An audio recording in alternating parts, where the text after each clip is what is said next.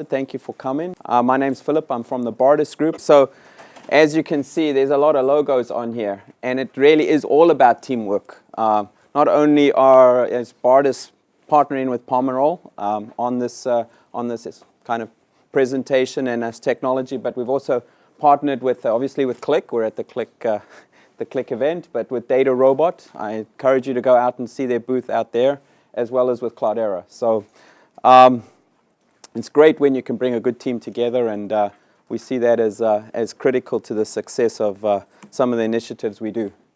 As a consulting firm, management consulting firm, we have this idea of what we call the analytics value chain, right? And it's really a way of thinking about I really liked the presentation this morning by Brett King, right? If you had to do this from first principles, if you had to design it from how you would do banking or how you would solve an analytics problem from first principles, then we think it would look something like this. It's really derived and built on the fact that we really want to increase business value and rapidly increase business value. So we're going to talk about rapid time to value. In fact, this Z to H really stands for zero to hero. And the idea of zero to hero analytics stack is about getting maximum benefit from your analytics and your data in as short amount of time as possible. Has a couple of components. Storage and processing, right? We talked about, and we'll talk a little bit about Hadoop in a second, but it's all about where can we put all the workloads that need to be done. How can we manage them? How can we secure them? How can we scale this out in a very massively parallel way? And we use Cloudera for that layer. The next layer is data preparation, right? So once you have your data there, you're able to prepare this data. Right now, and I mentioned it in an earlier presentation with Cloudera folks, is at most banks where we go and we present this, and most of our clients, they're doing that preparation already in Excel.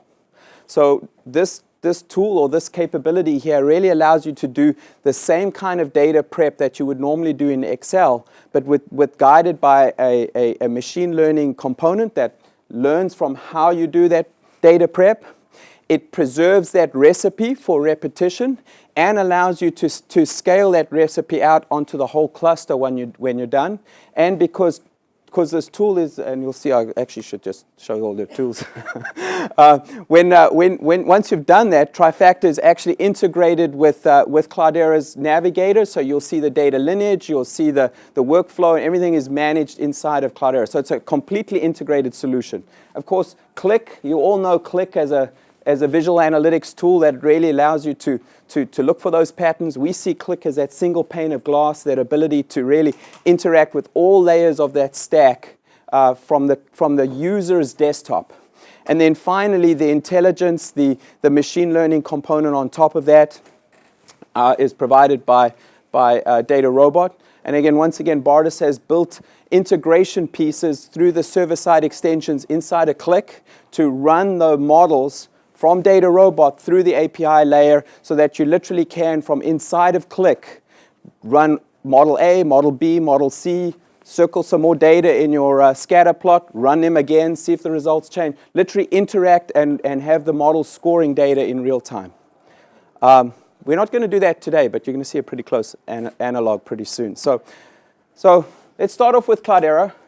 If you haven't heard by now, Cloudera takes both structured and unstructured data and even semi-structured data.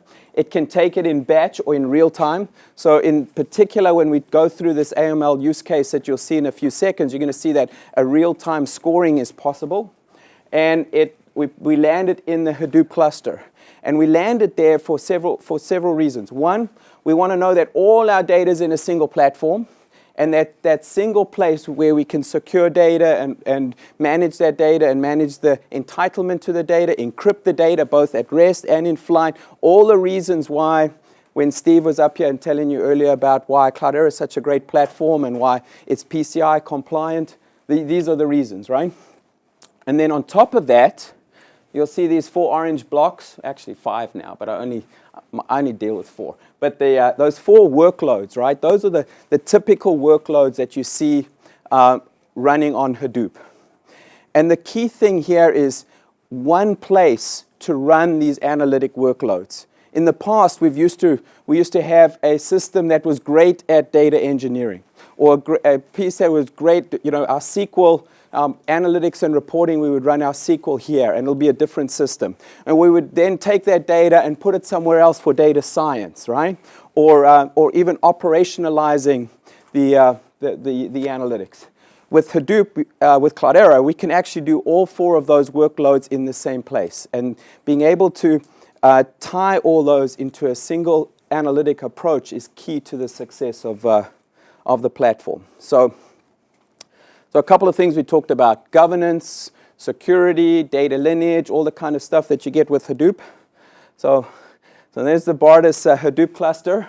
You can see it was mostly sleeping this week. Not much going on, but it's a real picture. So we have, when we talk about our zero to hero analytics stack, we will spin up a Hadoop cluster, 15 nodes, including Qlik and Trifactor and Data Robot on edge nodes in about, I'll say 2 hours. No, Travis is there. I'll say 4 hours. And in 4 hours, you can start ingesting your data, and you can start using a tool like Trifactor to look at your data. And within days, depending on what data you threw in there, you can be building your models and building out your dashboards. And that is the key to our agility, right? We don't do Hadoop the traditional data warehouse way, where we first think about the schema and then think about the data, and then we literally try and put the data there and then give it to the people who can act on it immediately. So, sorry, that's a little bit off track. Here we're back to, this is some of the lineage stuff that you can see in Cloudera Navigator. So Daniel will be able to explain a little bit more about here what's going on. But literally every transformation, every shaping or every wrangle that you do to the data in Trifactor, because of the integration of Trifactor with Cloudera, that is reportable as metadata inside of Cloudera Navigator. And again, here are some of the selections, some of the SQL queries that he ran. So again, all the Impala stuff is here. So it's kind of like filtered on Impala last 7 days or whatever. And so again, fully managed, fully secure platform. This is Sentry, which is another component of Cloudera. I'm not an expert here, but we do have experts. But really, Sentry provides the security layer, the security piece that I won't even say it's a layer. It's actually multiple layers from the lowest bottom right up to Impala and Hive at the top, and provides architecture to secure that data and support it. So one modern platform. You got to get your traditional banking data sources, any kind of data, real time or in batch, in one place. So we talk about data sources, we talk about data ingest, we talk about data storage and processing, and then ultimately the use cases come out here in terms of the analytics and the reporting, all lying on a foundation of data governance. And this is a perfect platform. This morning we got this thing on our chairs. There's 12 points of integration with Cloudera and Qlik. They missed one. Data Science Workbench is fully integrated with Qlik Sense. So again, that's another place where one of the tools within Qlik is fully integrated into Cloudera. And this is the tee-up for machine learning, right? So now that we've got all our data in one place, why is machine learning becoming so relevant in industry today? And it's really two things. One, the cost of compute is coming down. And two, the amount of data is going up. And we really see that humans should be handling the exceptions. Humans shouldn't be looking through spreadsheets and trying to find the anomalies. Humans shouldn't be dealing with all these false positives. We should be able to, the machines are smart enough now to start taking care of most of the automation of our analytics, and then leaving the decisions up to the humans. Eventually, they'll probably do that part too, but for now, we're still good. So, how do you do machine learning? How do you do data science? The problem is, these guys are incredibly rare. I mean, there's only one Daniel, and he belongs to us.